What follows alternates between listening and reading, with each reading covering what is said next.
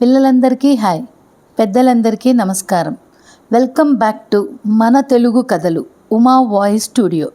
కాశీమజిలీ కథల ప్రారంభంలో మణిసిద్ధుడు గోపాలుణ్ణి కలిసి కాశీయాత్రకు బయలుదేరిన విషయం మనం తెలుసుకున్నాం. ఇప్పుడు ఈ కథలో కాశీ మహిమ ఎంత అపారమైనదో తెలియజేసే ఒక అద్భుతమైన కథను మణిసిద్ధుడు గోపాలుడికి వివరించాడు. అసలు వింధ్యాపర్వతం ఎందుకు పెరిగింది? దేవతలు ఎందుకు భయపడ్డారు? కాశీక్షేత్రాన్ని అగస్త్య మహర్షి ఎందుకు ప్రాణం కంటే ఎక్కువగా ప్రేమించాడు? వింధ్యాపర్వత గర్వం ఎవరు ఎలా అణిచారు? ఈ కథలో తెలుసుకుందాం. మరి ఇక ఆలస్యం చేయకుండా కథలోకి వెళ్దామా? సన్యాస దీక్ష తీసుకుని కాశీయాత్రకు సిద్ధమైన మణిసిద్ధుడు తనతో పాటు రావాలని గోపాలుడనే గోవుల కాపరిని కోరాడు. అయితే గోపాలుడు నవ్వుతూ, స్వామి, కాశీ మహిమ గురించి ముందు నాకు చెప్పండి, అది నచ్చితే నేను మీతో వస్తాను అన్నాడు. అందుకు మణిసిద్ధుడు చిరునవ్వుతో, అయితే విను గోపాల, కాశీ మహిమ పూర్తిగా తెలుసుకోవడం దేవతలకు కూడా అంత సులభం కాదు. అయినా విను, పూర్వం జరిగిన ఒక అద్భుతమైన సంఘటన చెబుతాను అంటూ కథను ప్రారంభించాడు. ఒకసారి త్రిలోక సంచారి అయిన నారద మహర్షి తీర్థయాత్రలు చేస్తూ వింధ్యాచల పర్వతానికి చేరుకున్నాడు. ఆయన రాకను గమనించిన వింధ్యాపర్వతం మానవ రూపంలో వచ్చి నమస్కరించింది. కొంతసేపు కుశల ప్రశ్నలు అయిన తర్వాత, మునివర్య, లోకమంతా మేరు పర్వతమే గొప్పదని అంటున్నారు. మీరు మాత్రం పక్షపాతం లేకుండా చెప్పండి, మాలో ఎవరు గొప్పవారు అని అడిగింది. అసలే కలహప్రియుడు అయిన నారదుడు నవ్వుతూ, వింధ్యరాజా, నీవు చాలా అమాయకుడివి. మేరు పర్వతం నిన్ను తనతో పోల్చుకోదట, నిన్ను గడ్డిపరకతో సమానంగా చూస్తుందట అని చెప్పాడు. ఆ మాటలు విన్న వింధ్యపర్వతం కోపంతో రగిలిపోయింది. తన ఎత్తును పెంచుకుంటూ సూర్యుని మార్గాన్ని అడ్డగించింది. దాంతో 14 లోకాలలో చీకట్లు అలముకున్నాయి. దేవతలు, ఋషులు, యక్షులు, గంధర్వులు అందరూ భయంతో బ్రహ్మదేవుని ఆశ్రయించారు. అప్పుడు బ్రహ్మదేవుడు చిరునవ్వుతో, ఈ విపత్తు నుండి లోకాలను రక్షించగలిగేది కుంభసంభవుడైన అగస్త్య మహర్షి మాత్రమే. ప్రస్తుతం ఆయన కాశీక్షేత్రంలో తన భార్య లోపాముద్రాదేవితో కలిసి నివసిస్తున్నాడు అని చెప్పాడు. అంతే, దేవతలందరూ వెంటనే కాశీలోని అగస్త్యాశ్రమానికి చేరుకున్నారు. ఇంతవరకు కథ చెప్పిన మణిసిద్ధుడిని గోపాలుడు ఆశ్చర్యంగా చూస్తూ, స్వామి, కొండలు మాట్లాడతాయా అని అడిగాడు. అప్పుడు మణిసిద్ధుడు నవ్వి, గోపాల, హిమవంతుని కుమార్తె పార్వతీదేవి కదా, కొన్ని మహాపర్వతాలకు మానవ రూపం ధరించే శక్తి ఉంటుంది.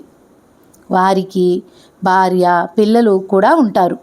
మన పురాణాల్లో ఇదంతా స్పష్టంగా ఉంది అని వివరించాడు.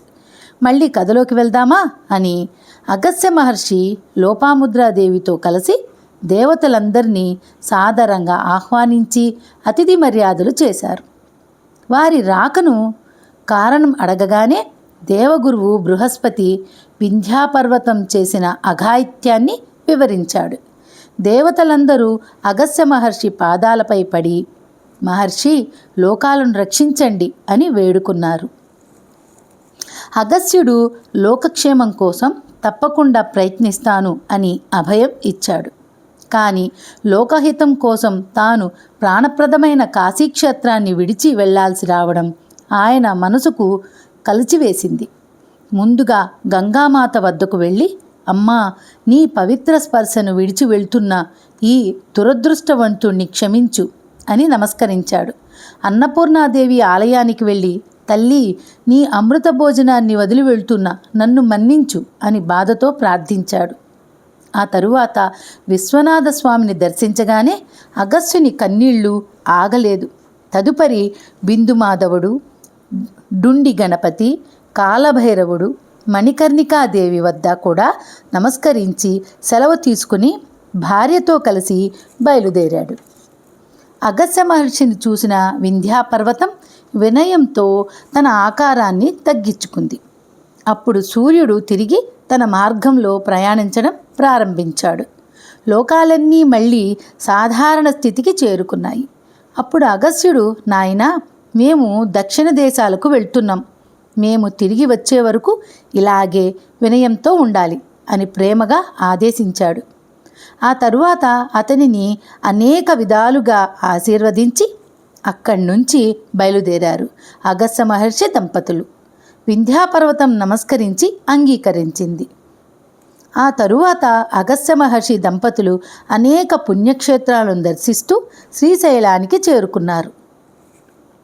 శ్రీశైల శిఖరాన్ని చూసిన మహర్షి ఆనందంతో ఉప్పొంగిపోయాడు. దేవి మల్లికార్జునుడు భ్రమరాంబికా సమేతంగా వెలసిన ఈ శ్రీశైల క్షేత్రం మహాపుణ్యక్షేత్రం. ఇక్కడి శిఖర దర్శనం మాత్రాన మోక్షం సిద్ధిస్తుంది అని చెప్పాడు. అది విన్న లోపాముద్రాదేవి వినయంగా, ప్రభు, శ్రీశైల శిఖర దర్శనం మాత్రమే మోక్షాన్ని ఇస్తే కాశీ కంటే శ్రీశైలమే గొప్పది కదా, మరి మీరు కాశీని అంతగా ఎందుకు ప్రేమిస్తున్నారు అని, మనం ఇక్కడే ఈ పవిత్ర ప్రాంతంలో నివాసముంటూ ఆనందంగా శ్రీశైలనాథుని భ్రమరాంబాదేవిని సేవించుకోవచ్చు కదా అంటూ తన సందేహాన్ని భర్తకు వివరించింది.